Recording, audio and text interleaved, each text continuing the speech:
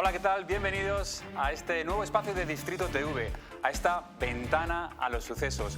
Durante hora y media vamos a estar con los mejores expertos hablando de los temas más actuales, de toda la actualidad, de todo lo que está ocurriendo en nuestro país. Hoy vamos a hablar, por ejemplo, de un drama, de una tragedia. Una niña de 12 años ha perdido la vida. Cuando fue al médico le dijeron que no tenía absolutamente nada y realmente tenía una peritonitis. Su madre estaba destrozada, como no puede ser de otra forma. Vean. Lo tengo todo, no le han hecho una analítica, no le han hecho nada, lo han dejado morir poco a poco. No hay derecho a esto no hay derecho. No hay derecho, no hay derecho. Necesitan esto con otras niñas, que son No hay ángeles, derecho. esto con los Además, niños no lo se más puede fácil hacer. de descartar es una apendicitis, es que con una analítica o una ecografía eso sale. Enseguida vamos a analizar este tema, qué es lo que ha ocurrido, ha habido una negligencia, se pueden pedir responsabilidades, enseguida lo analizamos con los mejores expertos, pero también tenemos que hablar de otros temas como por ejemplo del que ha sido sin duda el tema de estos 2 meses que llevamos de año, la presunta violación de Dani Alves. Hay novedades, hay más pruebas que están acorralando al futbolista. Por ejemplo, la última novedad es que los restos biológicos hallados en el lavabo y hallados en la denunciante coinciden con el ADN de Dani Alves. Así que el futbolista brasileño cada vez más acorralado. Yo soy David Alemán y esto es La Huella del Crimen.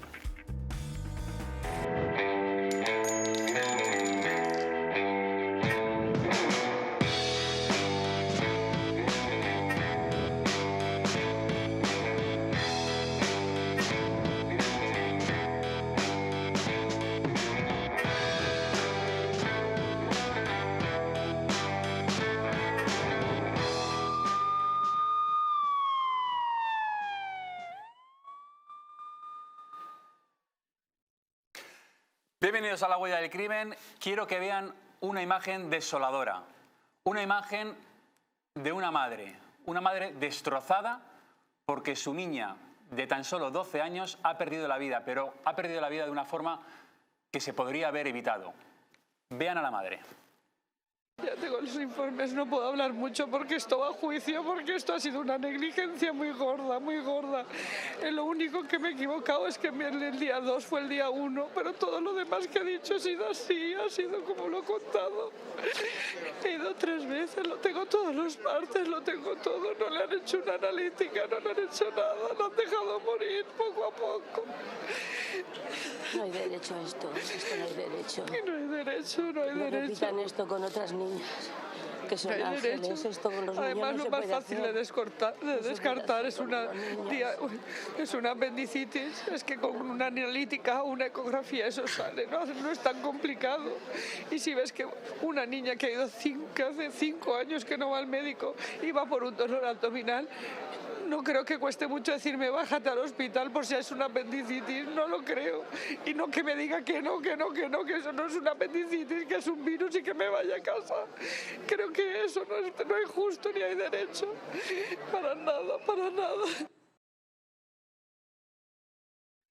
Han escuchado a Beatriz, es la madre de Emma, de tan solo 12 años, en Xérica, en Castellón.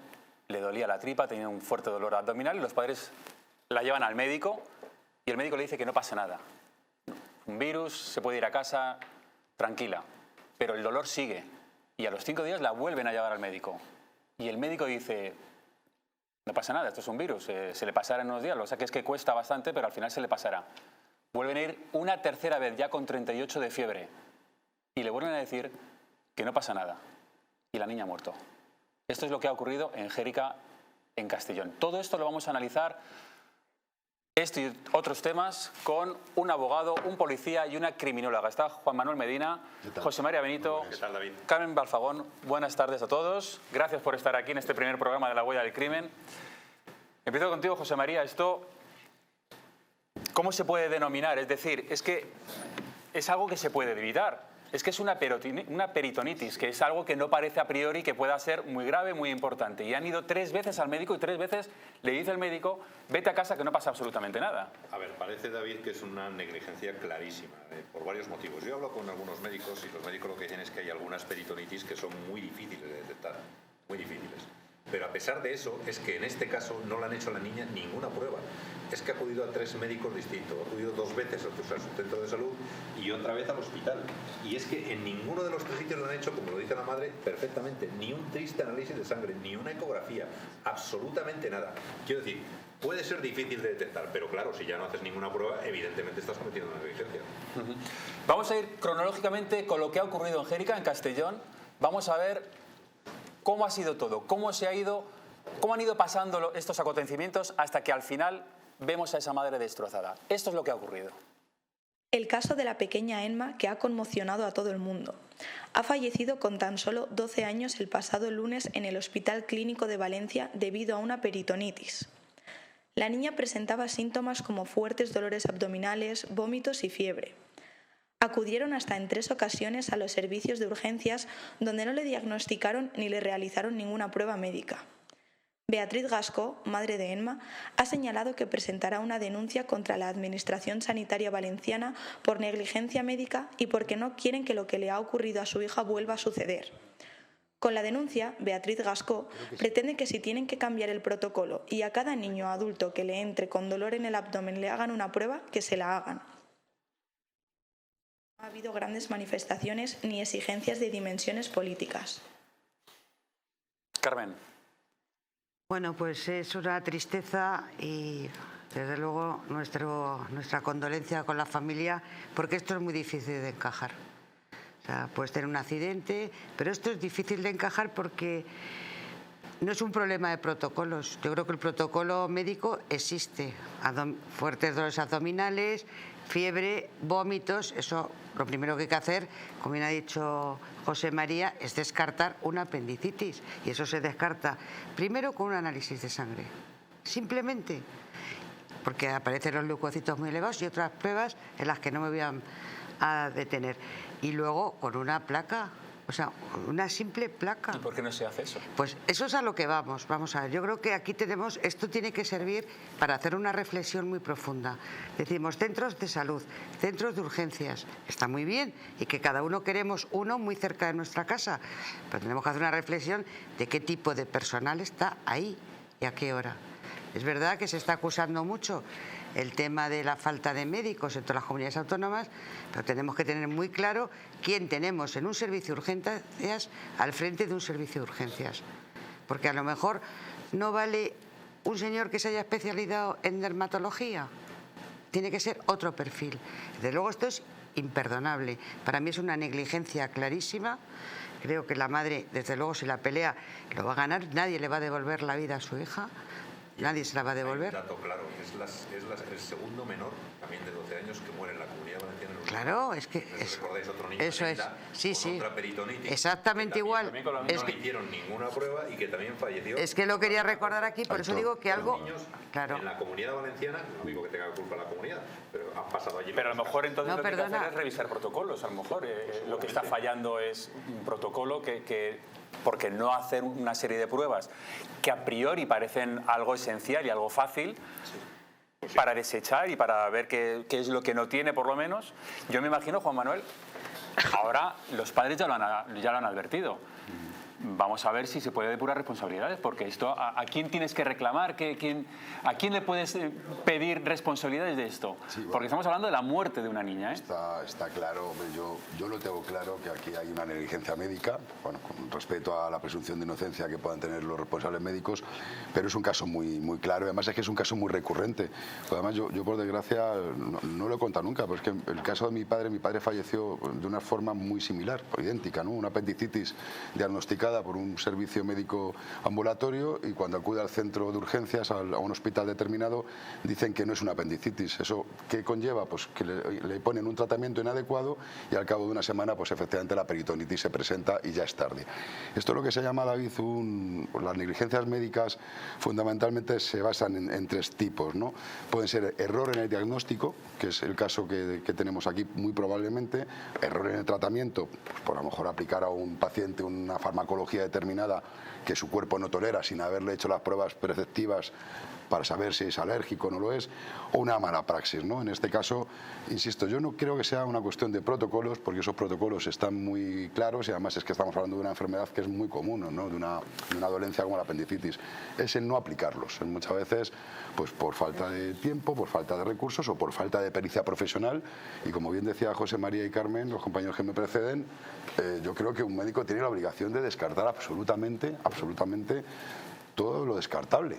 Es decir, sí es verdad que hay apendicitis que no se dejan ver, ¿no? Tienen un nombre técnico que en este momento no recuerdo, pero bueno, que es difícil de diagnosticar, pero claro, la cuestión es que si no se hacen las pruebas diagnósticas suficientes, una ecografía, un análisis de sangre, es complicado. Y ya termino. Las responsabilidades, por un lado, entiendo que es un hospital de la comunidad autónoma, con lo cual tendrá responsabilidad la Consejería de Sanidad y, por supuesto, los profesionales que hayan sido quienes le hayan atendido directamente a esta criatura, porque eso además está tipificado por el Código Penal, es un delito de homicidio imprudente por negligencia profesional, con penas que pueden ser de 1 a 4 años.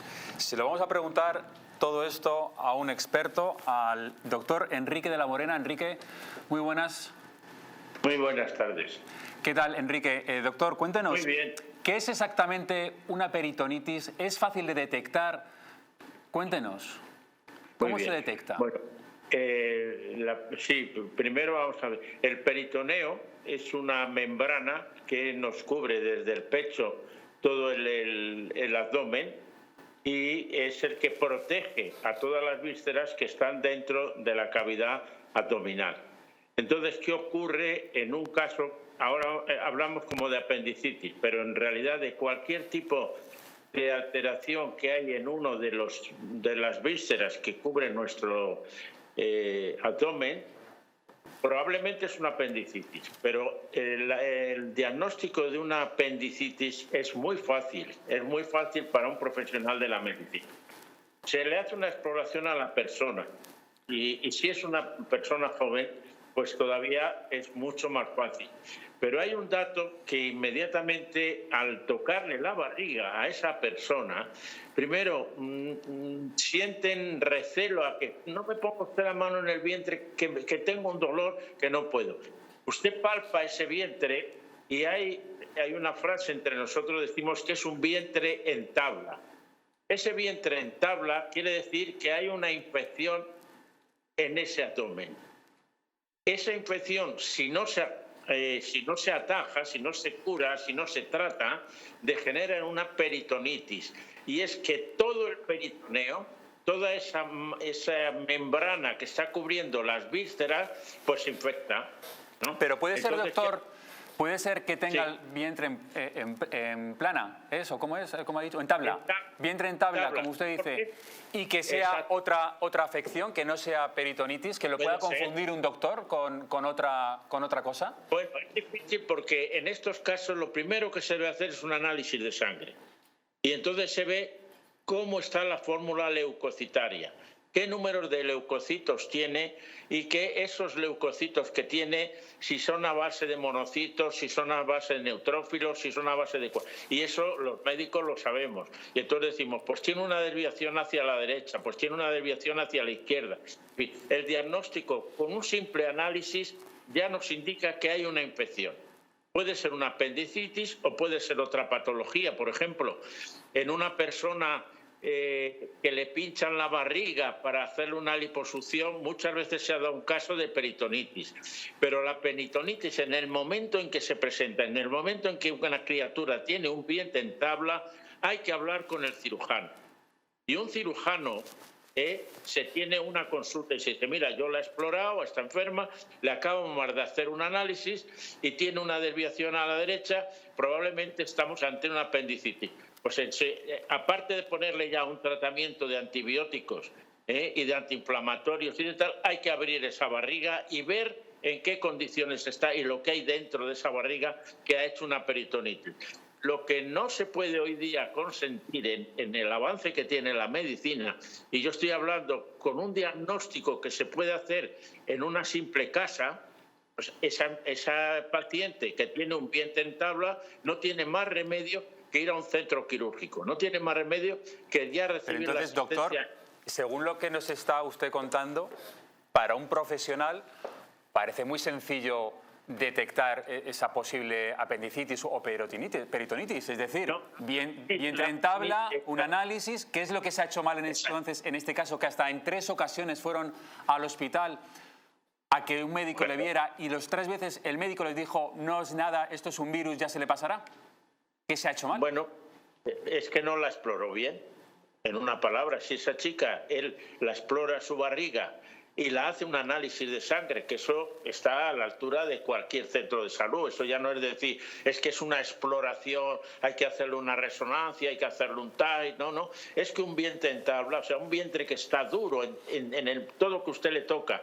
Y si es una persona joven, es un crío, es una chica como esta que tenía 12 años, seguramente en cuanto usted la pusiera la mano a la barriga, no me apriete, que me duele mucho, por favor. Y hay veces que el propio paciente le retira al médico la mano, ¿no? Pero hombre, déjame explorarte, por favor, que es la manera de curarte. Inmediatamente hay que hablar con el cirujano y decir, oye, aquí hay que abrir y ver lo que nos encontramos ahí. Y si es una apendicitis, se le quita la apendicitis, se la sigue tratando con antibióticos y a las 3-4 días pues se puede marchar a su casa tan tranquilo. Lo normal, entonces, doctor, es que si se detecta a tiempo, es una dolencia que se puede tratar fácilmente y que no reviste mayor problema que ese, ¿no? Nada. Usted recordará hace pocos días, lo que no sé es que ha habido un futbolista que justo en una concentración se le presentó una apendicitis y le operaron y ha vuelto a jugar, ¿no? O sea, es que hay el diagnóstico de una apendicitis, o sea, con un vientre en tabla, que al explorar le presenta dureza en todo el vientre, ese no hay más remedio que ir al cirujano y el cirujano abrir. Y si además se encuentra con que tiene un proceso infeccioso con una leucocitosis, pues no hay más remedio que abrir y ver lo que hay ahí. Le quiere preguntar, doctor, José María Benito. Doctor, buenas noches. Muy bien. Buenas noches. Yo quisiera hacerle una pregunta que no sé si usted tendrá respuesta, pero quizá por su experiencia igual alguna idea puede tener.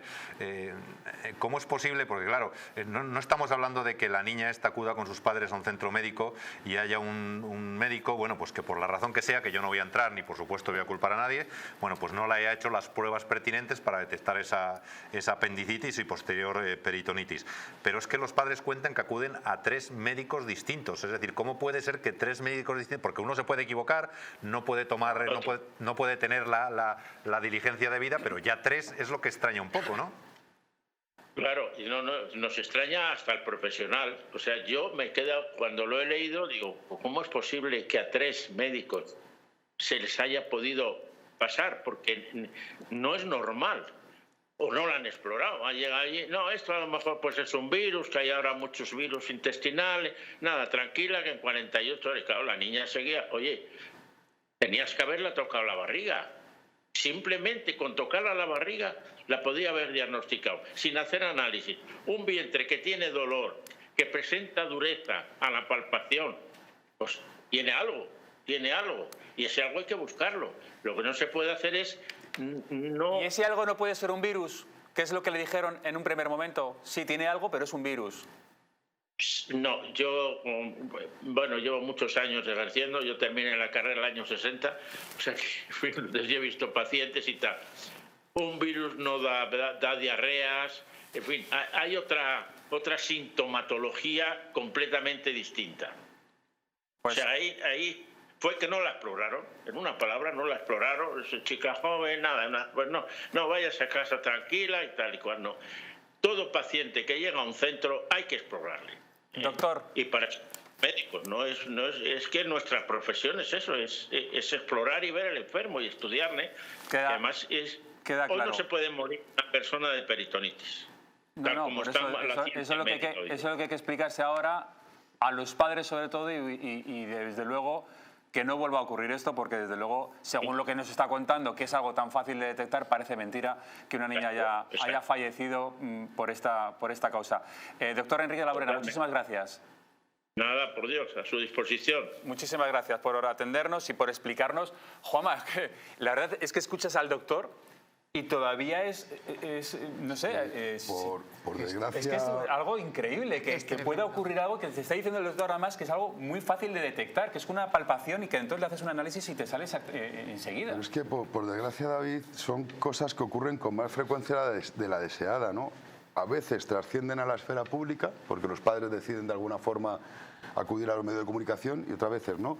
Yo, por ejemplo, en el despacho tenemos un caso que también tuvo su cierta repercusión, que es el de una criatura de 4 meses que tras 7 consultas al Hospital de Maternidad de Málaga y al Hospital Privado de la Clínica Quirón de Málaga acaba falleciendo con un simple diagnóstico de neumonía. A esa niña no fueron 3, fueron 7 médicos quienes la vieron. Pero claro, si esos 7 médicos, y con esto tampoco, por favor, quiero criminalizar, al contrario, hay médicos fabulosos a los que les tenemos que estar eternamente agradecidos, claro, pero también hay otros que no, hay otros que ven un bebé, unos padres primerizos dicen, da el sí a Piretal, cortan, pegan informes y esa niña a casa. Claro, te cuesta la vida. Ese es el problema, es lo que muchas veces he comentado con gente, claro, evidentemente todos nos equivocamos en nuestro trabajo, todos, nadie estamos exentos, yo el primero, pero claro, el problema es que las consecuencias de un error no son las mismas a veces. Pero por eso te he preguntado al principio si es posible pedir responsabilidades. Totalmente. ¿Qué pueden hacer los padres? Porque claro, errores tenemos todos. En estos errores que son más graves, evidentemente, lo que digo, es una profesión que si tienes un error te cuesta la vida, pero puedes pedir responsabilidades, puedes pedir una indemnización a alguien que a lo mejor, oye, es que todos nos equivocamos. Totalmente. ¿O puede haber algo más detrás de todo esto? No, mira, hay 2 vías, siempre que ocurren estos casos, y más cuando son en el entorno de la sanidad pública, está la vía administrativa. Obviamente hay que reclamar en vía administrativa al hospital correspondiente, al servicio de salud de la comunidad que sea, pero luego está la vía penal. No todos son negligencias graves, también hay negligencias menos graves y a veces incluso en un momento dado se puede determinar que no ha habido una negligencia como tal, pero sí puede a lo mejor derivarse una responsabilidad civil.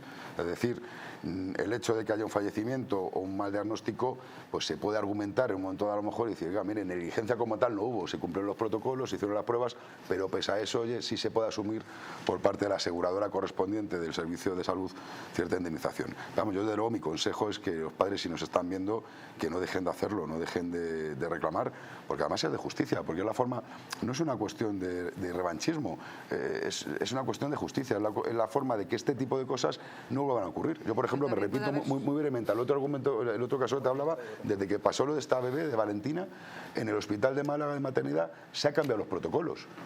Pues bienvenido sea, si esa muerte de esa niña ha valido para eso. Mira, aconsejabas a los padres que denuncien, que vayan hasta el final. El padre de Emma lo tiene clarísimo, ya lo ha dicho. Esto tiene que llegar hasta el final, no puede volver a ocurrir, vamos a investigar. Escuchen. Recogimos informes, habrá que estudiarlos porque hay algunos que a lo mejor no corresponden fielmente a lo que sucedió, pero está en manos de abogados y vamos a estudiarlo todo y vamos a ver qué ha pasado. Depurar responsabilidades y, lo dicho, evitar que esto suceda a nadie más, niños, mayores, nadie. Que tienen informes que cuentan todo lo que ha ocurrido, todo lo que han dicho los médicos, dicen hay que llegar hasta el final, esto no puede volver a ocurrir. Estamos hablando en la línea de la intuición, porque no tenemos los informes, pero a mí no me parece descabellado, y eso es una práctica muy común dentro de la organización sanitaria, que un médico no pone en discusión lo que otro ha dicho. Me explico, tú vas con un informe, te has visto hace 2 días y dices, pues sí, será un virus. Existe tanto respeto entre la clase médica, es muy pocas veces, las veces que un médico va en contra del criterio profesional de otro. Eso estamos acostumbrados, sobre todo tú en tu despacho lo verás que es difícil conseguir una pericial para ir en contra de otro médico. Entonces es posible que esa inercia desde el primer diagnóstico mal hecho, sin, como decía el doctor de la Morena, sin palpación, sin ver los síntomas que tenía la niña, se haya ido Claro. Yo es que aquí no hablaría... Es que si no, no tiene otra explicación, Sí, José María. yo aquí no hablaría de que un médico asume lo que otro médico ha hecho. Es que el problema es que aquí no han hecho ninguno nada. Pues bueno, pero partiendo del Nada. primero, siempre Claro. hay un primero. Claro, pero cuando el primero dice esto puede ser un virus, pero no presenta ninguna analítica que otro médico pueda corroborar, ver, discrepar o no discrepar, o decir, pues mira, no tiene O nada porque la simplemente- analítica da bien. Claro, pero es que cuando no te hacen ni una analítica, Sí, ni una José palpación, María. ni absolutamente nada, Pero dices, José "Joder". María, a lo mejor aparece la palabra explorada la paciente, porque explorar, la exploración puede ser muchas. Explorar a pacientes de qué síntomas tienen, no sé qué, y sin embargo no las observan el abdomen. A mí el doctor de la Morena me ha dejado de piedra cuando dice, oye, que esto es facilísimo, Claro. que solo hay que palpar, tiene bien en tabla, análisis y ya está. Y en 4 días está en casa.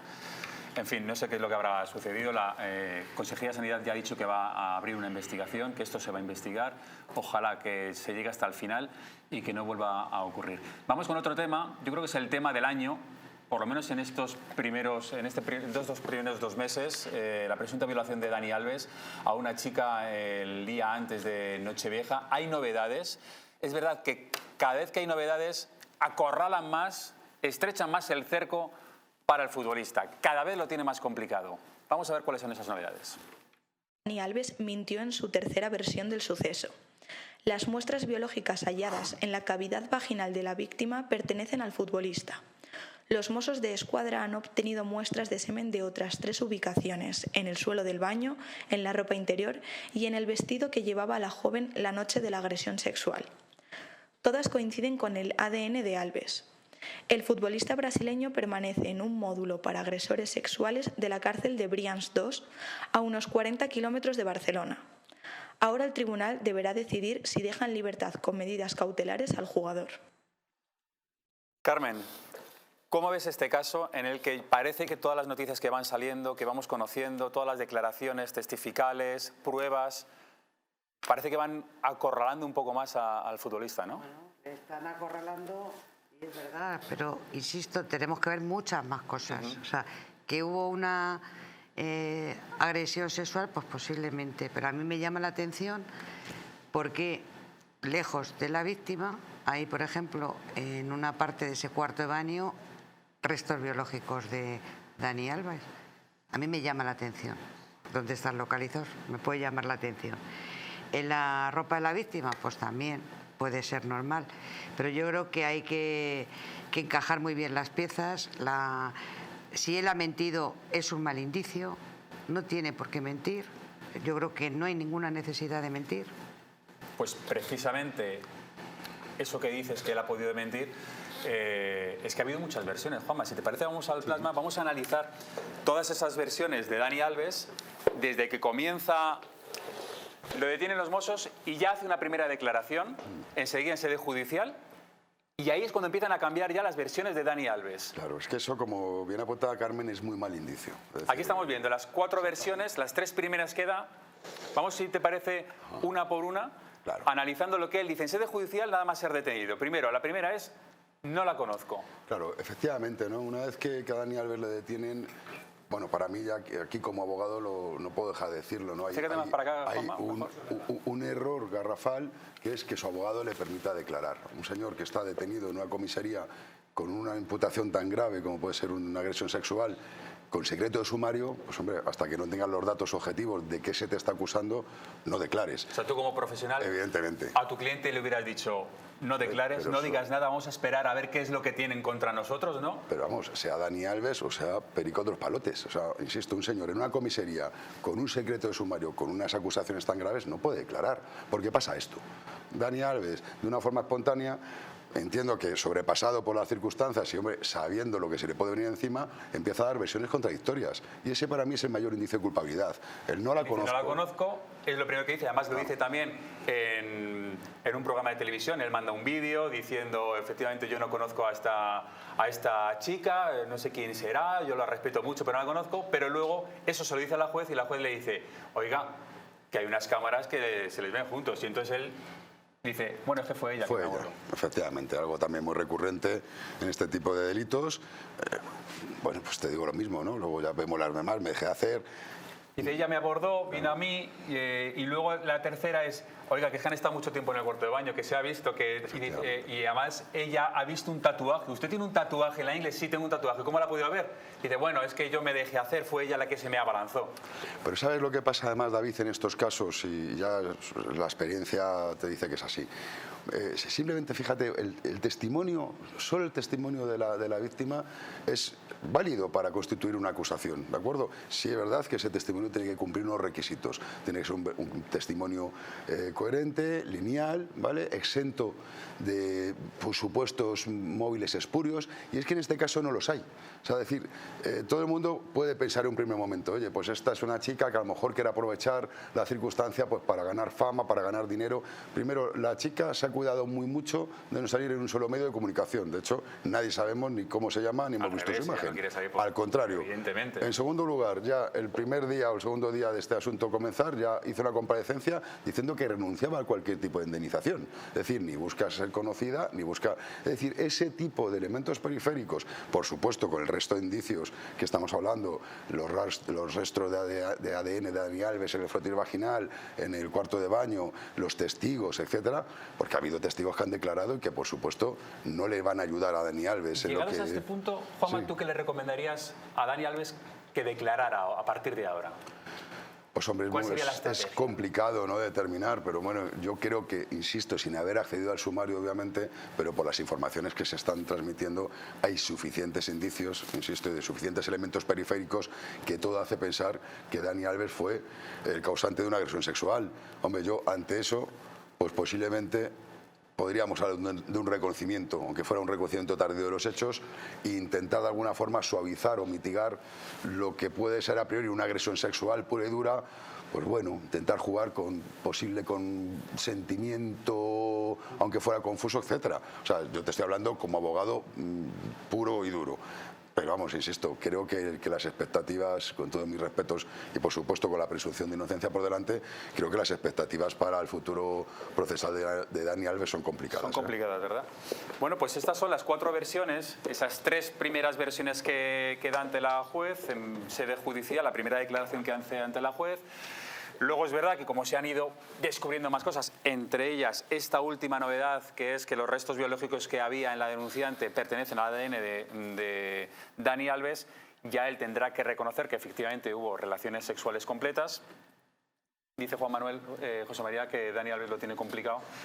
Lo tiene muy complicado porque hay demasiadas pruebas contra él y no estamos hablando ya, como dice Juan Manuel, que valdría solo el testimonio de la víctima siempre y cuando cumpla con los requisitos. No ya solo eso, sino que tenemos pruebas científicas, tenemos testimonios, tenemos un montón de pruebas sobre la mesa que desde luego van a hacer muy difícil la salida de Dani Alves de la cárcel por mucho tiempo. Es decir, yo creo que hasta que llegue el juicio va a estar en prisión provisional, casi con toda seguridad, y luego, bueno, pues yo creo que va a ser condenado en un juicio. Yo ahí, si me permitís, hombre, son aspectos distintos, ¿no? Una cosa es que los indicios de culpabilidad parece ser que son muy numerosos y muy potentes. Luego el tema de la prisión preventiva, pues eso dependerá del juez. Al final, ahí lo que tenemos que catalogar pues es si hay un riesgo de fuga palpable, si hay posibilidad de que Dani Alves pueda interrumpir o obstruir la marcha de la investigación de alguna manera, y una reiteración delictiva que parece claro que no la va a haber ni la hay. A partir de ahí pues será el juez quien tenga que determinar si este señor sigue en prisión preventiva o puede quedar en libertad. Yo ahí ya creo que, hombre, tampoco es necesario tener a una persona, pero no porque sea Dani Alves, a ninguna persona en una prisión preventiva si no se dan esos requisitos. Bueno, vamos a seguir hablando del tema porque además hay novedades con respecto también a Joana, la mujer de Dani Alves. Antes de irnos a Pulido, os quiero decir que estamos en todas las redes sociales, estamos en Twitter, en Facebook, en Instagram, en Telegram, y además si desean enviarnos un mensaje a través de WhatsApp pueden utilizar el teléfono 669-728-673, y si nos envían un mensaje, atención, con el texto "quiero información", le vamos a mantener al corriente de toda la información de la cadena. Así que ya lo saben, 669-728-673. Nos vamos a publicidad y enseguida volvemos. 11 kilos de marihuana, 6 kilos de hachís, 70 envíos. Os contamos todo sobre las nuevas golosinas prohibidas, aquí, en La Huella del Crimen.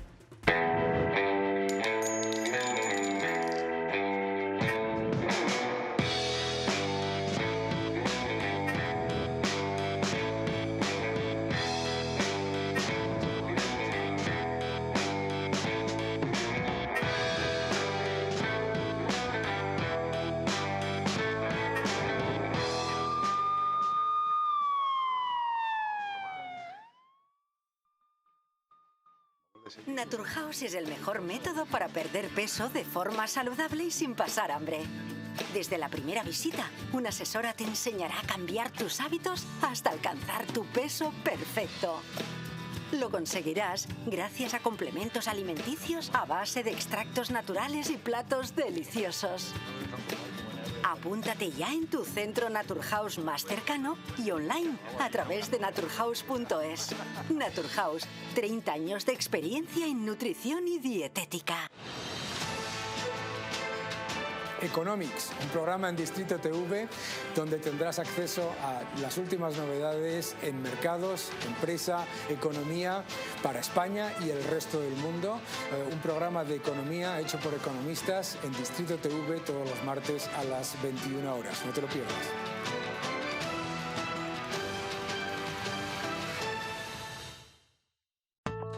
La presencia del colágeno en la composición de huesos, piel, ligamentos, cartílagos y tendones es imprescindible para frenar su deterioro. Sin embargo, a medida que envejecemos, su producción se reduce. Colacel Antiox de Mundo Natural combina en una misma toma colágeno hidrolizado puro, antioxidantes, ácido hialurónico y vitamina C, que contribuye a la formación normal de colágeno. Haz del tiempo tu gran aliado. Colacel Antiox. España, España. Cuánto de puro hay en nuestra sangre, de noble en nuestro corazón, de claro en nuestro entendimiento. De ti lo tenemos, a ti te lo debemos. Cuando éramos Invencibles 2, destapa cómo España fue la dueña del mundo. Nos han usurpado el reconocimiento de ser el único país en el mundo que ha descubierto 3 continentes. Una educación cainita, incapaz de enseñar que fuimos el primer imperio global de la historia. Descubriremos cómo los británicos realizaron el mayor acto de espionaje e eliminación cultural que la historia haya conocido. Los tercios españoles no luchaban porque odiaban lo que tenían delante, sino porque amaban lo que tenían detrás. Inglaterra jamás olvidará sus grandes derrotas contra España. Un país que reniega de su pasado es un país huérfano, condenado a su propia aniquilación.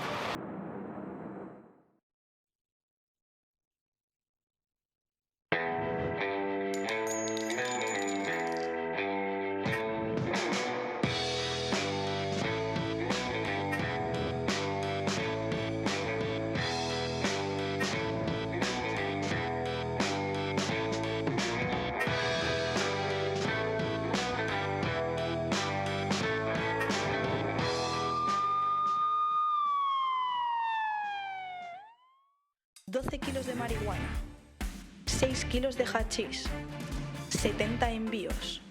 Os contamos todo sobre las nuevas golosinas prohibidas, aquí, en La Huella del Crimen.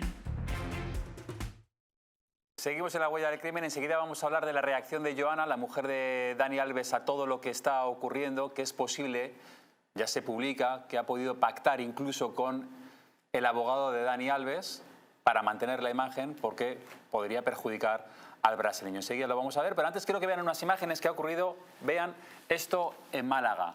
En una quedada de coches, lo van a ver, en una rotonda donde se junta mucha gente para ver, lucir sus coches, que los han tuneado en muchos casos, y para vacilar de cilindrada, pero al final se les va de las manos. Fíjense en esta glorieta cómo van a toda velocidad. El copiloto va con medio cuerpo fuera y acaba pasando esto.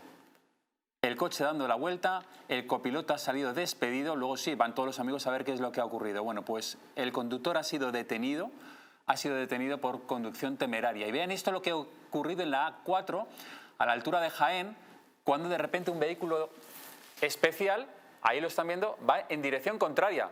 Imagínense el susto cuando tú vas conduciendo y de repente te encuentras en dirección contraria a un vehículo especial. Es verdad que esto estaba previsto, habían cortado la carretera, y al parecer nos dicen que es totalmente legal, que se puede cortar la carretera con un permiso. Pero fíjense también lo que ocurre cuando haces un adelantamiento peligroso. Si se lo haces a este taxista, pasa esto. Le para en mitad de la calle, se baja del taxi, abre el maletero, coge una muleta y le empieza a amenazar, a insultar e incluso a golpear por un adelantamiento mal hecho. Mal hacer ese adelantamiento, también mal la reacción del taxista, que yo creo que también se pasa un poco con esa actitud, ya no solo amenazante, sino que coge la muleta y le empieza a golpear al otro pobre hombre que al final no se atreve ni a salir del coche. Hay que tener cuidado en la carretera con lo que se hace, pero también con las reacciones de los demás, porque nunca sabes con quién te puedes encontrar. Y esto ha pasado en Aranjuez, en la comisaría de Aranjuez, de repente entra un hombre apuñalado, se estaba desangrando y cae redondo así, como lo ven. Había ido a pedir ayuda, menos mal que los agentes enseguida se dan cuenta, van a taponarle la herida, llaman a los servicios de emergencia, consiguen estabilizarlo hasta que llegan los servicios de emergencia que le llevan al hospital y además consiguen también detener al agresor. Era un rumano, habían tenido una discusión, los dos, la víctima y el agresor son rumanos, habían tenido una discusión en un bar. Y el agresor, pues ni corto ni perezoso, coge un cuchillo y se lo clavó en el costado hasta en 3 ocasiones.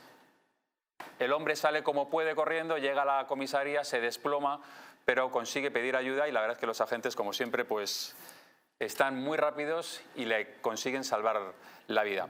Vamos a seguir hablando de la presunta violación de Dani Alves, porque es importante, es clave en todo esto, Juanma, dime si me equivoco, el hecho de que tu pareja, al margen de que haya discusiones, porque cuanto menos hay una infidelidad, pero que te apoye, porque si ella retira la confianza, de alguna forma estás haciendo ver pues que le estás dando un poco de culpabilidad a tu marido, ¿no? Si tú dices que no le crees, que te divorcias y demás. Y parece ser que incluso ha podido haber hasta un pacto de decir, bueno, vamos a guardar las apariencias por lo menos. Bueno, aquí lo que pasa es que ya se mezcla todo un poco con la trascendencia mediática del personaje. A efectos legales, a efectos penales, es completamente indiferente la reacción que tenga la mujer o deje de tener. Lo que ocurre es que, bueno, efectivamente, pues es un personaje público y hombre, entiendo que sus abogados, o su abogado, mejor dicho, ¿no? Que siempre al final nos acostumbramos a hablar de los abogados. Entiendo que quien lleve la dirección procesal del asunto, pues hombre, preferirá, por así decirlo, que al menos a nivel social o a nivel público pues trascienda la menos información y en ese sentido pues no lo sé si habrán llegado a algún pacto de silencio con las mujeres o no, pero insisto, a efectos legales al juez del juzgado, vamos, a los jueces de la audiencia provincial que van a juzgar a Dani Alves con total seguridad, porque creo que va a haber apertura de juicio oral seguro, les es indiferente que esta señorita hable o deje de hablar o le dé el apoyo o se lo deje de dar. No, esta era la publicación, mira José María, esta era la publicación a la que yo hacía referencia, en el que se dice, esa noticia en la que, bueno, pues que Joana en un momento dado es verdad que reacciona, incluso la vemos en su cuenta de Instagram haciendo una peineta, pero que parece ser que puede haber un pacto secreto, así lo publicaba La Razón, con los abogados de Dani Alves para guardar la imagen de decir... Al principio se llegó a publicar incluso que se iba a divorciar, que le iba a pedir el divorcio. Y luego de repente llega Joana, va a Brians 2 a hacerle una visita a Dani Alves y dice, cuando sale, yo no lo voy a dejar en el momento más difícil de su vida. Como de alguna forma dándole su apoyo y la confianza, por lo menos hasta que todo esto pase. ¿Puede haber un pacto o no? Sí, pero yo creo que, fíjate, más que un pacto es guardar las formas, porque el hecho de que Joana se separe de Dani Alves, diga, pues yo no quiero saber nada con él porque me ha sido infiel y además de la manera que lo ha sido, podía haberlo dicho sin meterse en más berenjenales, claro, eso es condenarle por parte de ella. Claro, claro. Entonces lo que no quieren es dar esa imagen, quieren dar una imagen de unidad y yo creo que eso, que más que un pacto es decir, bueno, vamos a dejar las cosas así hasta ver cómo se desarrollan los acontecimientos, luego ya se divorciará, no se divorciará, le ajustará las cuentas, no nos las ajustará, pero se trata de eso, se trata de decir, bueno, es que si yo, le habrá dicho el abogado, si tú le dejas, si tú además le pides explicaciones, estás reconociendo que ha cometido el delito y lo que tratamos de evitar es precisamente eso, ¿no? Con independencia de que luego jurídicamente tenga la repercusión que tenga, pero la imagen pública hace mucho. Lo que ha dicho Juan Manuel, porque se trata... sea consentida o no. Sí, hombre, que sí. O sea, es decir, la diferencia es una cana al aire o una agresión sexual. Eso no lo da nadie. Entonces la infidelidad está clara, es decir, eso ya será cosa de ella. Yo creo que hay un pacto, estoy estoy convencida, porque además es Dani, se trata de una persona mediática, Dani Alves, y si fuera cualquier persona, pues no haría falta, pero es verdad que ese pacto es necesario, porque lo que ha dicho José María, si no, su propia mujer le está poniendo con indicios de culpabilidad ante toda una sociedad. Eso es claro. Claro, si ya toda la opinión pública de alguna forma ve a Dani Alves en prisión provisional, que es verdad que es solo prisión provisional porque está a la espera de un juicio. Él es inocente, se tiene que demostrar que no lo es. Ahora mismo él está en prisión provisional no porque esté condenado, ni muchísimo menos, sino porque está esperando a juicio. Pero si su mujer ya le retira la confianza, de alguna forma estás haciendo ver que estás de acuerdo con la víctima, con la denunciante. ¿Que crees que eso ha podido ocurrir? Pero bueno, Rodríguez, que la o que le diferencia crees es capaz si de haberlo hablamos de una hecho. infidelidad simplemente o de una agresión sexual. Y a efectos legales, insisto, que yo entiendo que la trascendencia del personaje pues haga que estas cosas puedan preocuparle. Pero es que a efectos legales de los señores que le van a juzgar el día de mañana les es indiferente. Que su mujer le crea o no, le deje o le deje dejar. Juan Manuel, el juicio mediático también es muy importante. Bueno, Carmen, no, perdona. Hoy en día el juicio mediático es muy importante. Sí, pero que en es este importantísimo. Caso, los jueces si tienen esta claro señora quién es sale este señor. diciendo de la prisión, yo de este señor me voy a divorciar mañana mismo, ya tiene un veredicto de culpabilidad ante toda la sociedad. Claro, por favor. Es que es Dani Alves. Si fuera Pepe Pérez, pues no si pasaría fuera nada de su mujer José se divorcia. Rodríguez Pérez, pues evidentemente nadie se enteraba. Pero es que ese juicio mediático lo tiene. Y yo, desde luego, como abogada de él, lo primero que le pedía a la mujer, mantente, apoyo y tal, porque es que si no, de cara a la opinión pública, ya tienes el juicio. Y enseguida vamos a ver en plasma con José María las pruebas que ahora mismo están acorralando a Dani Alves, pero a mí me parece importante esto de Joana, sobre todo a mí lo que me llama la atención, Juanma, es el cambio de actitud de Joana. Es que empezó diciendo, o por lo menos se filtró, que ella se iba a divorciar y de repente a los 2 días va a Brians 2 y dice, yo no lo voy a dejar en estos momentos. Bueno, pero es que... Y es lo que a lo mejor llama un poco la atención. Es verdad que aquí no hay jurado popular, porque si fuera jurado popular ya no habría ninguna duda. La imagen sí que es importante. Aquí es verdad que al ser jueces puede influir menos un poco la imagen, ¿no? O toda la parafernalia que lo rodea. Muchas veces, David, sí, a ver, sí, todo influye, evidentemente. Pero es que muchas veces, yo te lo digo por experiencias que yo he visto, muchas veces la gente cercana, y a lo mejor en este tipo de delitos, fíjate, de agresiones sexuales o abusos, los antiguos abusos sexuales que ya no existen ahora mismo con la reforma, ¿no? Muchas veces la gente que está cerca del investigado se niega a aceptar cierta realidad. O sea, a mí me ha pasado, ¿no? De gente que viene al despacho y que los hijos de determinada persona o la esposa de determinada persona te asegura que es imposible. Pero tú en estas circunstancias le hubieras aconsejado, si fueras el abogado defensor de Dani Alves, a su mujer que hiciera esto mismo. Sí, mira, no te separes ahora, espérate, vamos a ver cómo se desarrollan los acontecimientos, apóyale. No sé, ¿tú hubieras hecho lo mismo? Como recomendación, hombre, no digo... Insisto, posiblemente sí, pero más por salvaguardar en cierto modo una apariencia, una imagen pública de mi cliente, no por una repercusión penal. Es a lo que quiero llegar. Es decir, a efectos penales, a los 3 jueces de la audiencia provincial que van a juzgar a este señor, les es indiferente que esta señora se divorcie o se deje divorciar. Es más una cuestión de imagen pública, de repercusión pública, ¿no? Que es un poco pues por lo que... No sé si esta pareja también tiene hijos en común, no lo sé. Puede haber otros factores que, oye, que también puedan poner en valor el decir, oye, vamos a mantener la calma, aunque sea por los hijos, no lo sé si tienen hijos, la verdad es que no lo sé. Evidentemente lo que van a ver los jueces al final son las pruebas. Eso sí, sin lugar a dudas. ¿Cuáles son las pruebas? Ahora mismo, hombre, se van filtrando pruebas, José María. Vamos a ir viendo, si te parece, las pruebas que hay ahora mismo contra Dani Alves, que yo no sé si son suficientes, si no. Vamos a analizarlas, esas pruebas. Una de ellas es... Siempre se dice, ¿no? La versión de la víctima, que tiene que ser coherente, firme, sin contradicciones. Sí, pero es que además esta versión de la víctima va apoyada de otra serie de pruebas, ¿no?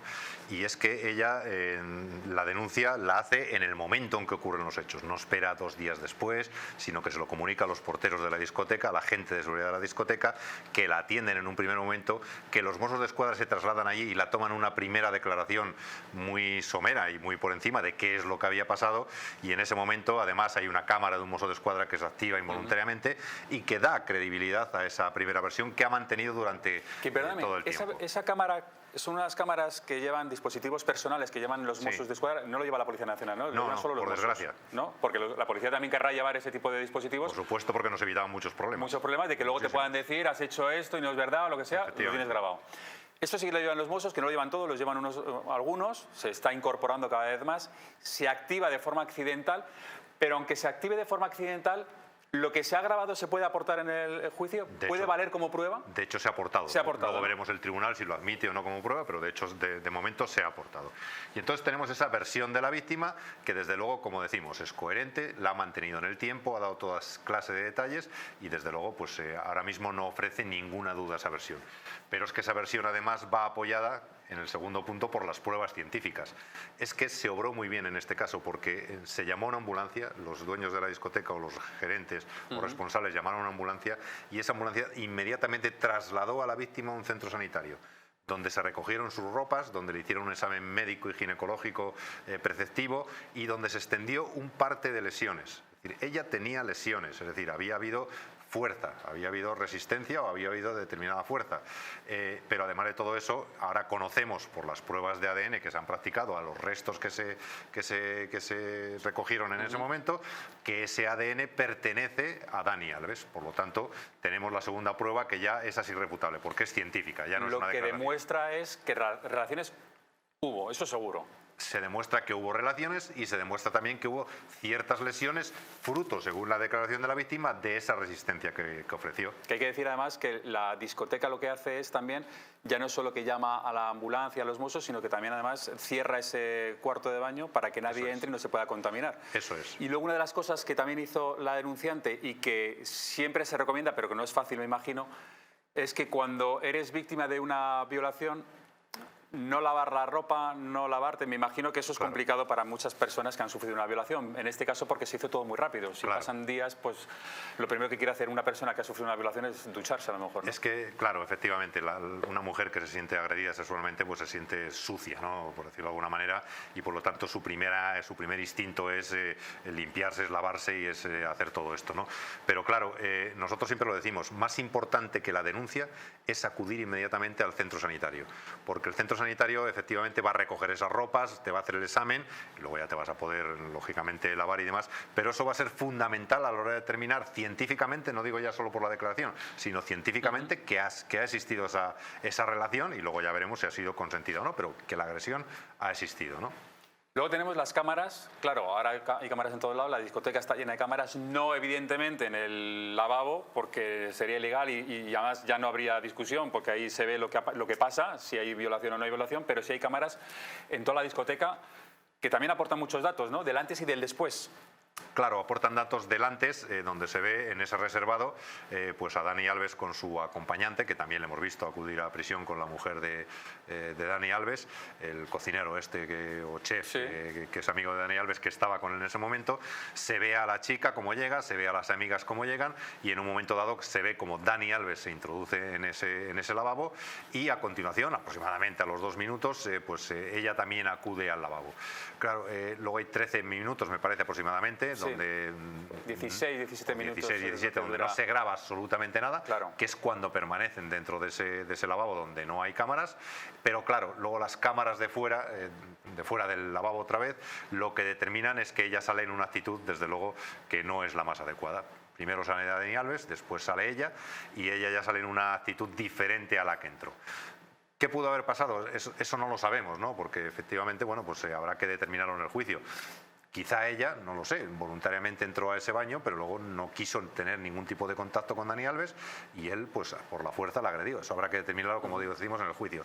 Pero en cualquier caso, inmediatamente después de salir, se lo cuenta a sus amigas, se lo cuenta que son los testigos que han ido pasando por sede judicial, declarando lo que vieron y lo que creen que pasó en ese momento, ¿no? Testigos tenemos a las amigas, testigos tenemos también al acompañante de Dani Alves, bueno, que lógicamente le exculpa, no le incrimina Medina, porque entre otras cosas él dice que no vio nada, pero desde luego tenemos esa declaración de la víctima, más la de los testigos, que insisto, son las amigas, son los gerentes de la discoteca, la gente de seguridad. Porque por un lado dices, tienes al amigo de Alves, que a lo mejor le puede favorecer, tienes a las amigas de ella, que a lo mejor también pueden apoyar su versión, pero también tienes a gente más neutral, digamos, que son el camarero que les presenta, el director de la discoteca y el portero, que fue la primera persona que le vio. Exacto.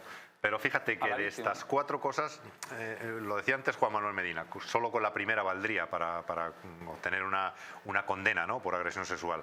Pero de estas 4 cosas, la más importante es la segunda. Las pruebas científicas son irrefutables, no admiten ninguna contradicción porque son pruebas científicas que no admiten contradicción. Si hay ADN de Dani Alves en el cuerpo de la chica, pues evidentemente... O sea que tenemos la versión de la víctima, las pruebas científicas, las cámaras de seguridad y los testigos. Esas cámaras de seguridad, Carmen, se está agarrando la defensa de Dani Alves en 2 minutos.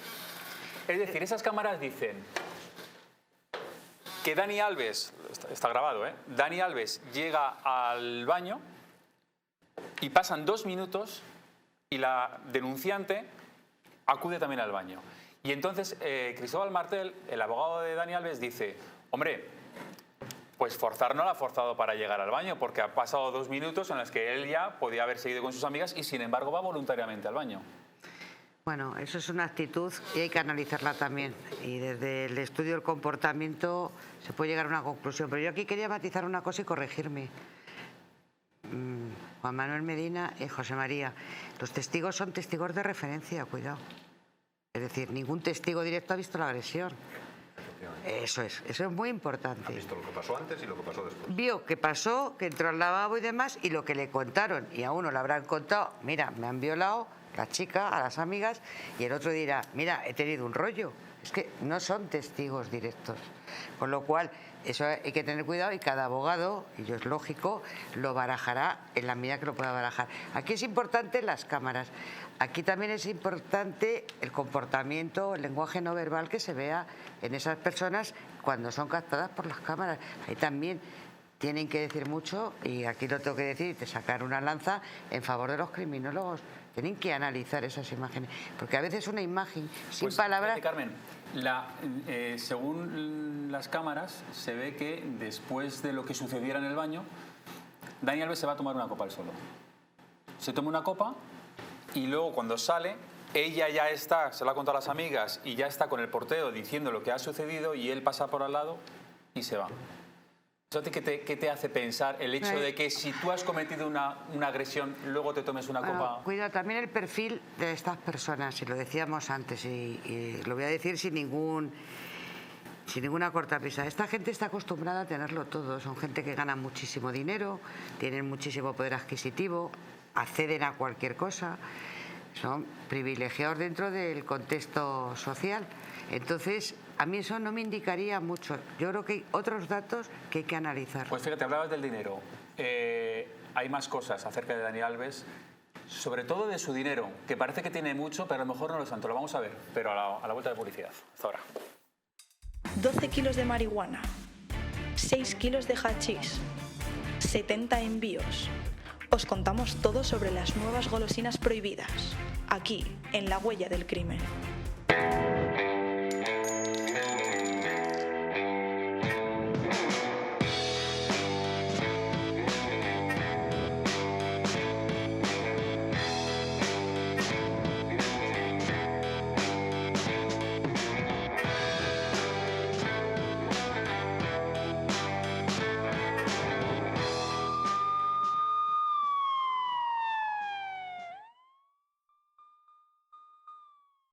Hotel Las Dunas, un lugar mágico en el corazón de la Costa del Sol. En primera línea de mar, situado en un oasis de armonía, tranquilidad, enfocado en la salud y bienestar de nuestros huéspedes. Desconecta del estrés y la monotonía del día a día. Estancias con programas exclusivos y personalizados de salud, rejuvenecimiento y control del peso.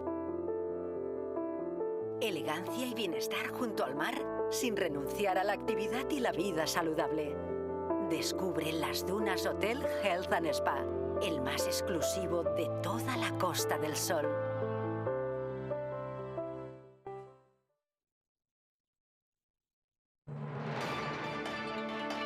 Les espero cada noche en Distrito TV de lunes a viernes con los mejores análisis, la información más libre y más veraz en Los Intocables, en Distrito TV.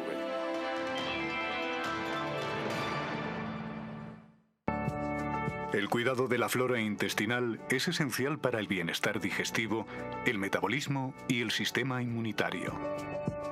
La combinación de prebióticos y probióticos de Symbioline Megaflora con 2 mezclas estandarizadas de LA5 y BB12 aporta más de 35 billones de microorganismos vivos. Y la vitamina B6 contribuye al metabolismo energético normal. Symbioline Megaflora, de Mundo Natural.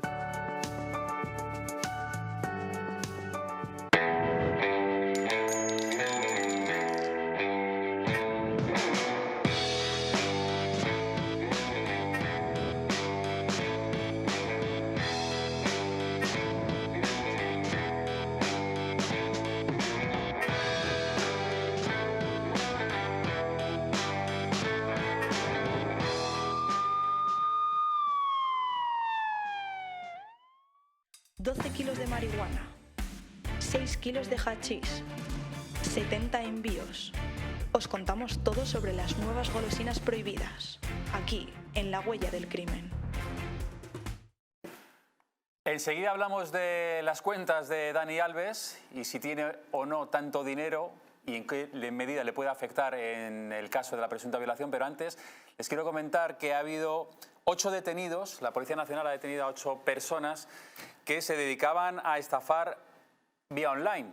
Habían llegado a estafar hasta 5 millones de euros. Ha llegado a intervenir hasta el Servicio Secreto de los Estados Unidos. Nos está escuchando Pablo Pérez, de Jupol. Pablo, ¿qué tal? Muy buenas. Hola, muy buenas noches.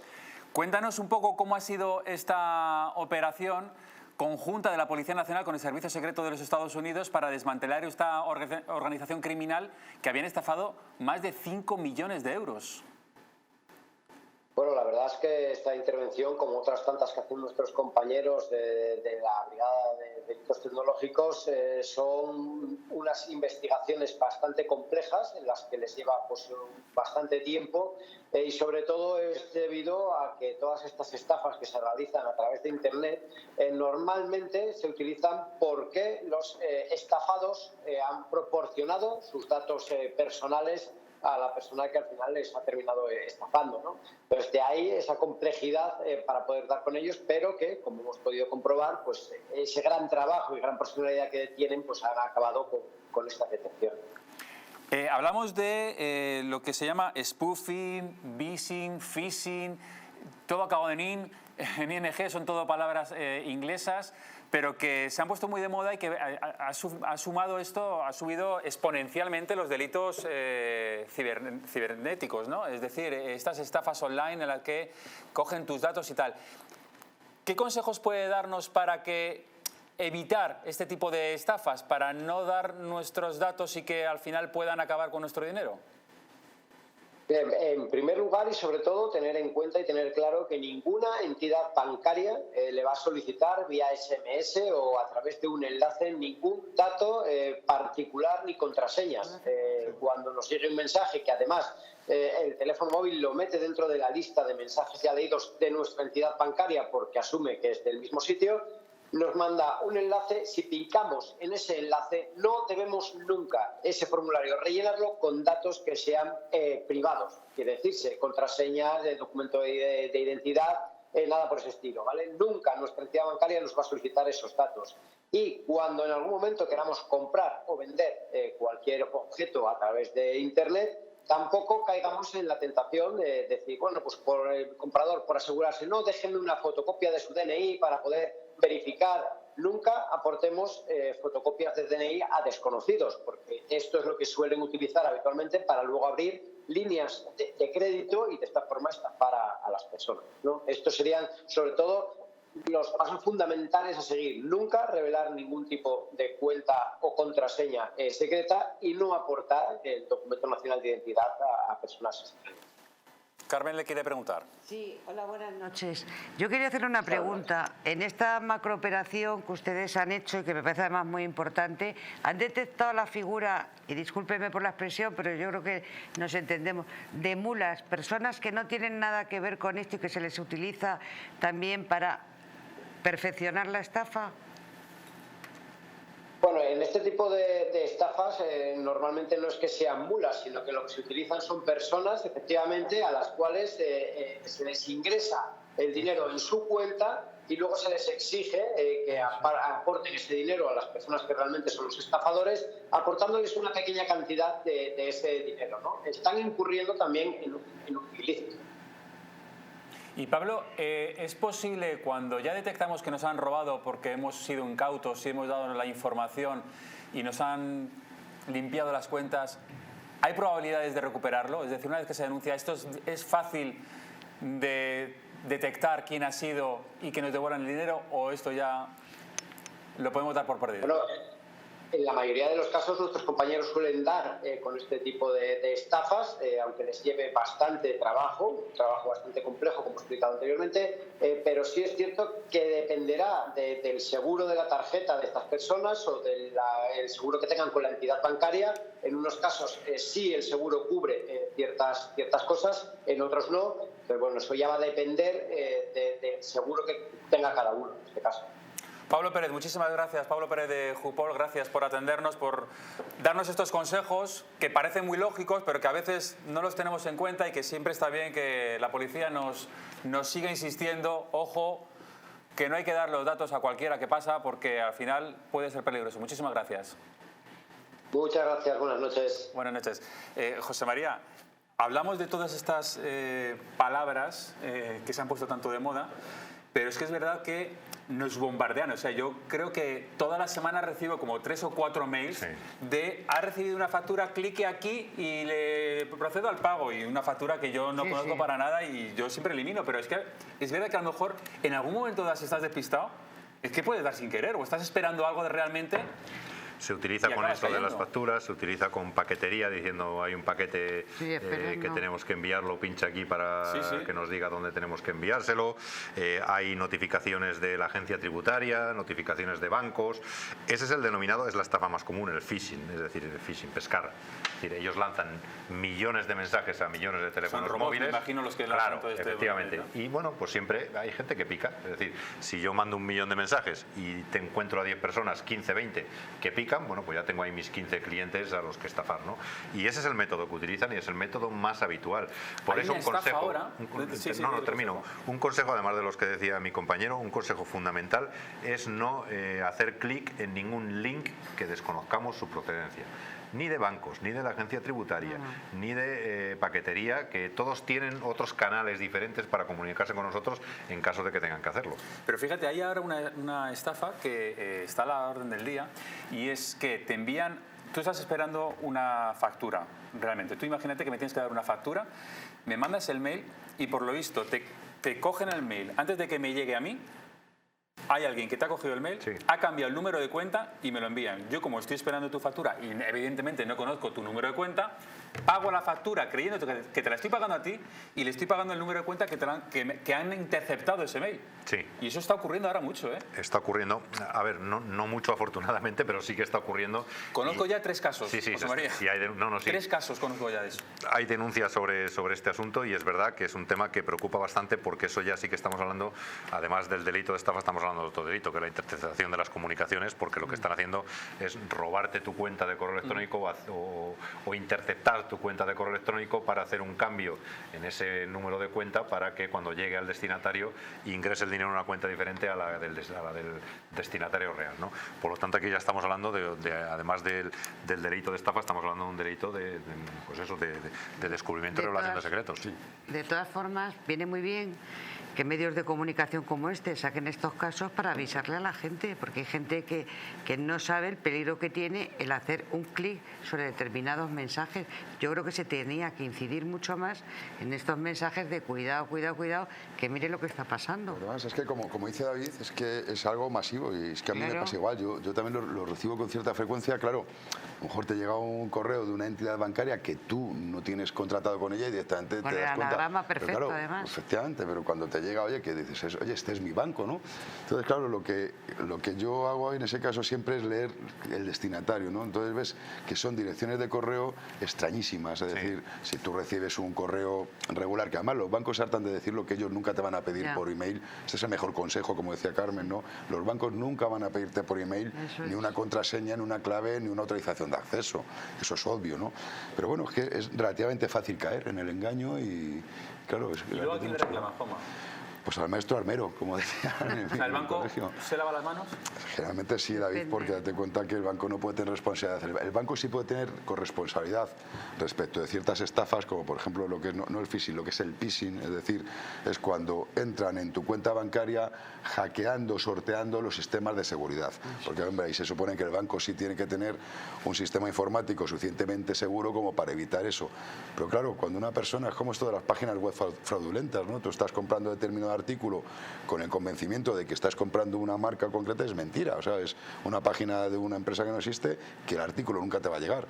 Claro, ante eso el banco o tienes un buen seguro de tarjetas, como decía el compañero del sindicato policial, o generalmente no se hacen cargo, porque claro, ellos no pueden tampoco hacerse cargo de todas las disposiciones económicas que el cliente haga. Por eso es muy importante eso, asegurarnos de que la página web, por ejemplo, el ejemplo más recurrente, uy, unas zapatillas de marca fabulosas, 30 euros. Pues mira, si esas zapatillas en el mercado te cuestan 200, por 30 euros no las compras por internet. Entonces asegúrate de que es la página web oficial, que tengan sus avisos de seguridad.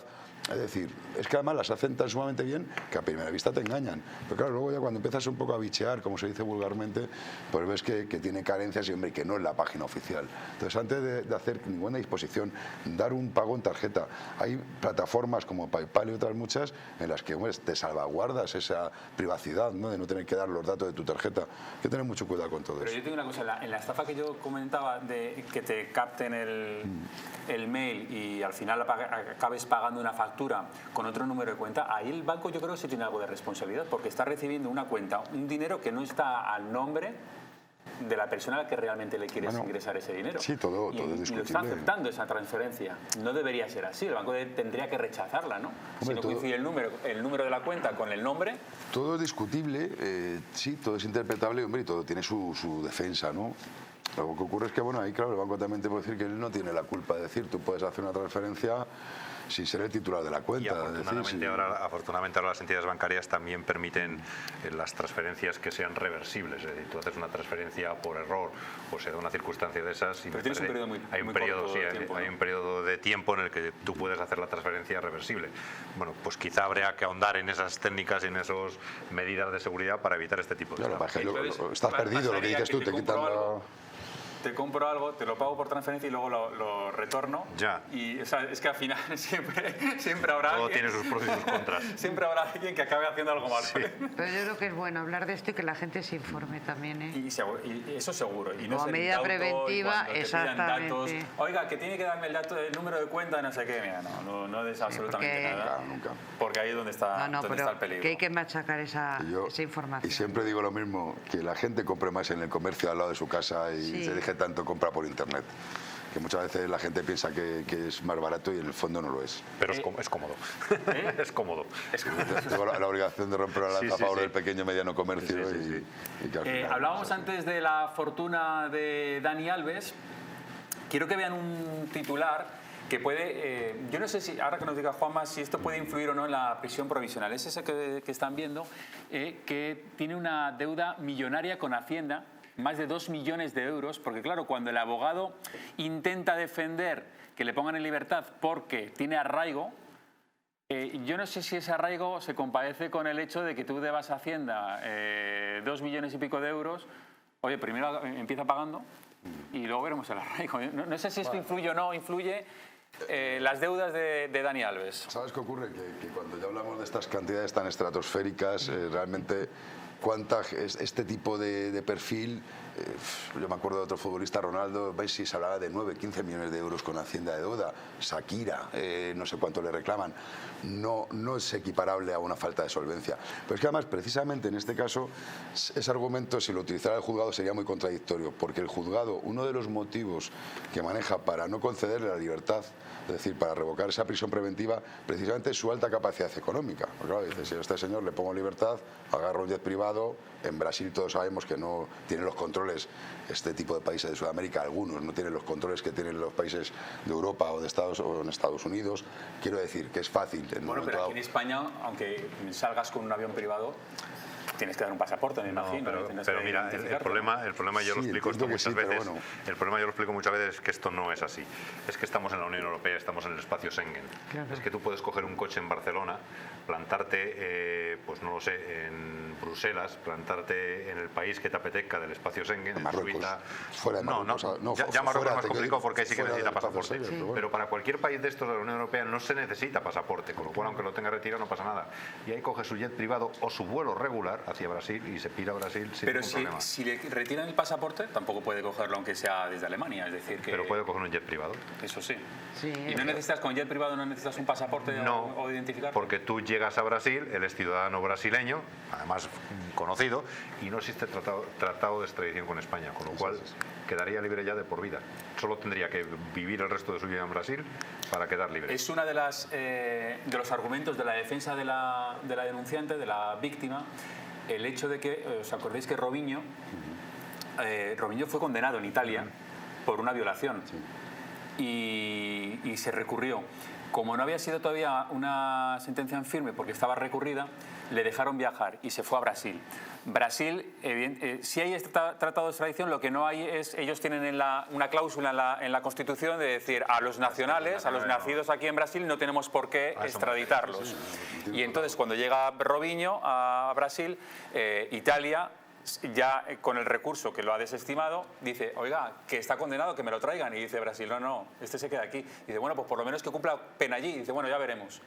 Y entonces, de momento, Robinho no puede salir de Brasil porque en cuanto salga le llevan a Italia, pero en Brasil está en libertad. Y eso es lo que ha dicho la defensa de la víctima. Ha dicho, oiga, a este manténgale en prisión porque como se vaya a Brasil, de ahí ya no sale, vamos. Es que posiblemente es lo que hagan. Porque es verdad que hay un riesgo por la capacidad económica, por la nacionalidad, que como sabemos a los nacionales Brasil nunca los va a entregar a la justicia de otro país. Entonces yo creo que es fácil que lo mantengan en prisión, creo, ¿eh? No lo sé, pero volvemos a lo que decía Juan Manuel, que es que lo ha dicho muy bien y muy claro, todo depende del juez. Es decir, lo que decida el juez es lo que va a pasar. Que nosotros podemos suponer, vale, pero en condiciones normales es una persona que sí tiene un riesgo fundado de que se pueda ir precisamente por su país de origen. Pero también el ser tan conocido, al final se te juega en su contra. Quiero decirte, a la hora de intentar escapar, es decir, un tío que es conocido dice, José María, ¿se puede ir a cualquier país? Evidentemente sí, pero, joder, se va a Alemania, se va a Bruselas, se va a donde sea y sabe todo el mundo que es Dani Alves y que hay un caso de violación. Esta noticia ha salido en todo el mundo. También es conocido por el demonio y le tienes... Bueno, pero eso es diferente. No, y Robinho era conocido. A ver, eso es un riesgo que es palpable, está claro. Y además es que hay que tener en cuenta que este hombre se enfrenta a una pena seria. Es decir, hablamos de 4 a 12 años de prisión. ¿Vale? Si nos vamos a una media de 7, 8 para arriba no se va a quedar. Entonces, claro, eso es un cumplimiento asegurado. Juanma, ahora sabiendo que es posible que sí hubiera habido penetración, puesto que se encuentra en la vagina de ella, al haber penetración, ¿la pena puede ser mayor? A ver, si al final se acaba demostrando que es agresión sexual. No, en principio, el artículo 179, que es el que regula las agresiones sexuales graves, ¿no? Agravadas, ¿no? Ahora mismo ya no hablamos de abuso, no hablamos de agresiones sexuales graves o más graves todavía. En el momento que haya acceso, sea bucal, sea vaginal o sea anal, ya se considera, o sea, decir, todo lo que sea penetración, ya estamos ante una agresión sexual de carácter grave, conlleva la misma pena. Luego ya es como 12 todo, años máximo. De 4 a 12, y luego ya está la horquilla de 4 a 12, que eso ya el tribunal pues lo modera a su criterio, en función de las circunstancias, de bueno, pues de lo que él considere, ¿no? Fíjate si tiene margen para jugar de 4 a 12 años. Pero claro, ya es que aunque sea una pena de, no te vamos a decir 4 ni 12, vamos a quedarnos en 7, son 7 años de prisión, eso es cumplimiento asegurado, no cabe suspensión, supera los 5 años. Entonces, claro, yo como todo, hombre, yo si fuera Dani Alves, pues a lo mejor me lo plantearía, si tengo la ocasión de salir zumbando y puedo hacerlo, ¿Crees que eso es lo que hace que no le quieran dejar en libertad. ¿Crees que pueden haber un acuerdo?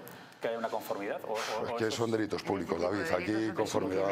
Es delito público y al final la Fiscalía seguiría... No, claro, es que es independientemente de que la víctima se persone como acusación particular o no, la Fiscalía va a seguir con ello. Ya le ofrecieron dinero a la víctima, que como todos sabemos que se negó a coger. Ya. Puede haber una conformidad en un momento dado. Oye, pues si la Fiscalía pide a lo mejor 6 años de prisión, pues puede con sus abogados pactar 4, con una suspensión. Bueno, si la reclama la víctima, sí, si no, no. En este caso creo que la víctima no ha reclamado indemnización. Pero la víctima creo que está a tiempo todavía en el proceso judicial de poder recuperar esa indemnización que le corresponde.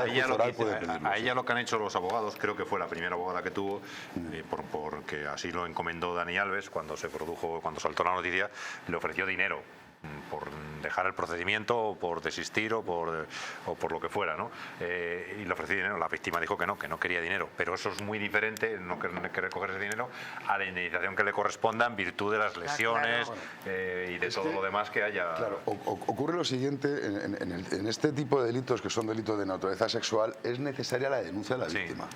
Eso no quiere decir que no sean delitos públicos, es decir, una vez que la denuncia la víctima ha interpuesto denuncia, ya se convierte en público. No es necesario, no es necesario que se persone como acusación particular. O sea, el hecho de que haya formulado la denuncia faculta a la Fiscalía a continuar con el procedimiento. Claro. ¿Qué te quiero decir con esto? Que, hombre, una vez que la víctima ha denunciado, a lo mejor sus abogados pueden evitar eso antes de que medie denuncia. Oye, no denuncies, llegamos a un acuerdo, pero claro, una vez que ya la víctima interpone denuncia, ya, por así decirlo, el procedimiento ya se le va de las manos, ya no es suyo, ya pasa a ser público. Bueno, pues vamos a cambiar de tema.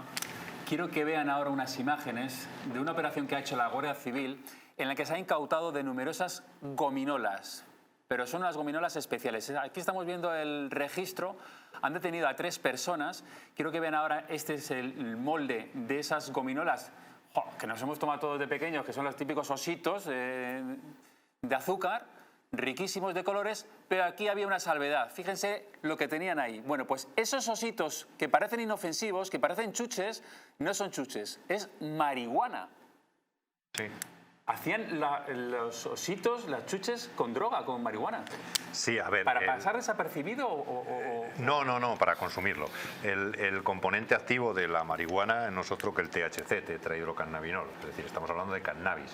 Cannabis todos sabemos que además de fumarse, se ingiere también, se utiliza para ciertas enfermedades, para aliviar dolores, etcétera, de forma terapéutica.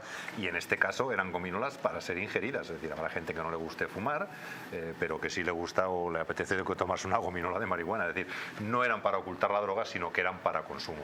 Para venta y consumo, evidentemente.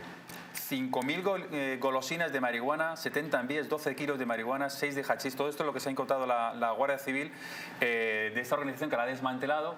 Eran 3 personas han sido detenidas en Barcelona y había envíos, era a través de envíos postales, es como transportaban esta droga. Y luego, además, el dinero era en criptomonedas y demás. Es decir, que aunque parezca así todo muy sencillo, era una banda que lo tenía todo muy bien organizado, muy sofisticado. La Guardia Civil al final ha dado con ellos, pero me llama mucho la atención, sobre todo, Juanma, el hecho de que se utilice... Es verdad que hemos visto las drogas que se transportan en todo tipo de cosas. Es decir, que la imaginación de los narcotraficantes está desbordada, pero en gominolas hechas, no es que estuvieran guardadas ahí metidas, sino es que las hacían las gominolas con hachís. Sí, hombre, a mí lo que me preocupa, hombre, siempre que sale una noticia esta es preocupante, hombre, es ese formato que te puede inducir a pensar que quizá fueran destinados a ciertos consumidores de edades juveniles y demás.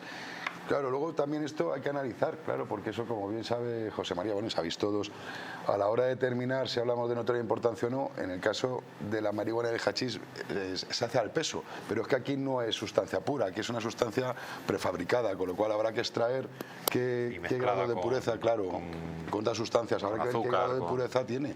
Claro, a lo mejor esos 12 kilos que me ha parecido escuchar que es de golosinas, pues a lo mejor se quedan en 2 gramos o sea, 2 kilos de sustancia activa, ¿no? De THC.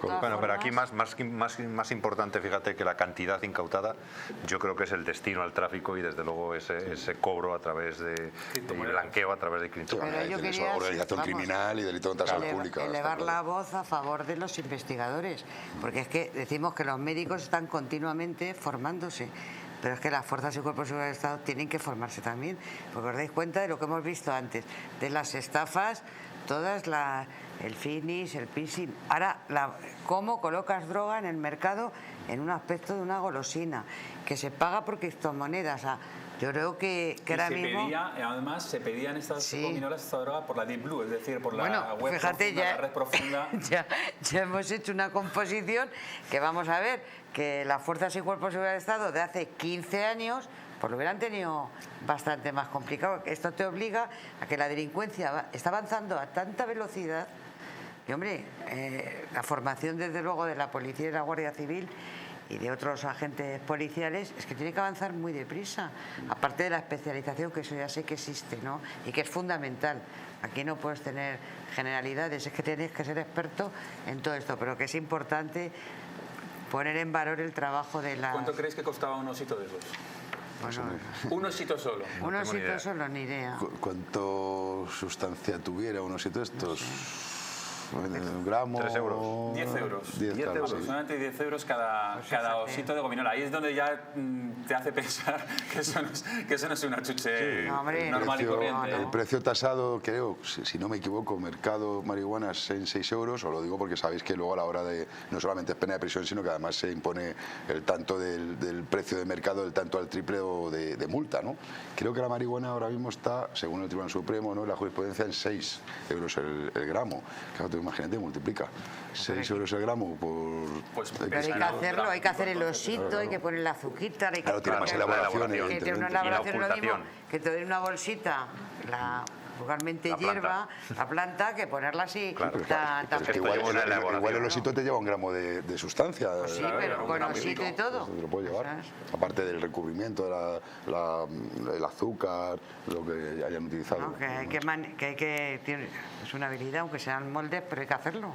Hay que ser también, y me imagino que la policía también tiene especialistas en profundizar en esa web profunda, esa web oscura, la dark web, como se llama, ¿no? Que es donde no hay rastro, donde todo está oculto. La unidad de investigación tecnológica de la policía, supongo que la Guardia Civil tendrá también su unidad, efectivamente rastrean este tipo de redes. ¿Por qué?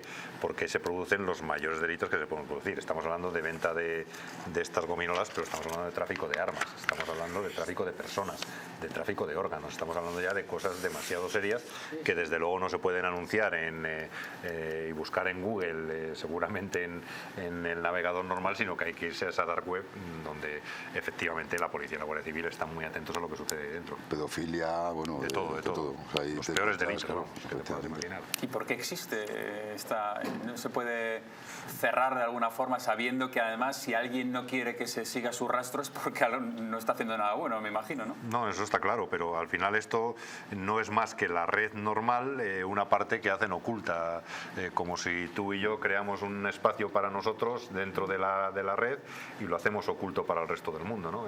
Es al final algo que es legal, lo que pasa que se utiliza para cometer delitos. Sí, son servidores, por así decirlo, fuera del rango de lo que es los grandes servidores que todos manejamos y conocemos. Entonces, yo ahí me imagino que efectivamente pues habrá quien se encargue de, en cierto modo, encriptar este tipo de redes, ¿no? Pero vamos, tampoco, yo no lo he hecho, pero según creo no es tan difícil acceder a ello, ¿eh? O sea, relativamente sencillo, con pocos conocimientos informáticos que tengas, accedes a... Tienes detectar los delitos que se cometen. Claro, sí, eso sí, claro, evidentemente, pero te quiero decir, pero que la deep web o la dark web, como también se la conoce, vamos, que por ejemplo yo te digo el caso de las bandas latinas, acceden con mucha frecuencia. De hecho, yo me acuerdo de un caso que ha sonado ahora, el tema de los menores de Isages y recientemente condenados. Tenían una página dentro de la Deep Web que se llamaba La Caza del Trinitario. Es decir, y ahí colgaban fotos de sus rivales, de las bandas y demás. O sea, tengo que decir que no debe ser algo muy complicado cuando chavales de 16, 15 años acceden a ello. Y lo que hacen es que no, o sea, tú te metes ahí, puedes hacer lo que quieras, que no deja rastro, ¿no? De tu identidad, de tu, ¿no? Supongo que será más complicado pero no lo sé, eso Benito rastro deja. Sabrá mejor. Rastro deja, sí. El problema es que ahí, a pesar de que puede ser fácil acceder, es muy complicado después porque son páginas muy encriptadas, muy ocultas, pero rastro siempre deja. Es decir, todo lo que sucede en la red, sea en la buena o en la mala, para entendernos, todo deja rastro. Sí, de todas un formas, IP que es una huella aunque, dactilar, aunque digamos que es sencillo, bueno, yo no lo sé, yo lo considero muy difícil, pero también hay que contar que hay gente muy especializada en preparar todo esto. Sí, sí. Hay gente muy buena que cobrará muchísimo dinero para preparar todo este tipo de organizaciones, porque está claro que las universidades estas cosas no te las explican. Es como lo que hablamos de las estafas informáticas, es que hay que saber mucha informática para poder robar un correo electrónico. Gente muy preparada, que a veces lo vemos en películas de ficción, y dicen, pues fíjate cómo hackean o cómo hacen estas cosas, y es que eso realmente existe. Porque ahí está, no es fácil. Pues hemos llegado al final. ¿Qué os ha parecido el primer programa de La Olla del Crimen? Pues una maravilla, corto. Un placer estar aquí con vosotros. Pues ojalá que repitamos todos, ¿eh? Yo cuento con todos vosotros, que sean muchos más programas y sigamos aquí analizando todos los expedientes más mediáticos de investigación policial y llevarlos a sus casas y que ustedes aprendan y se entretengan con nosotros. Gracias por estar ahí. Hasta mañana.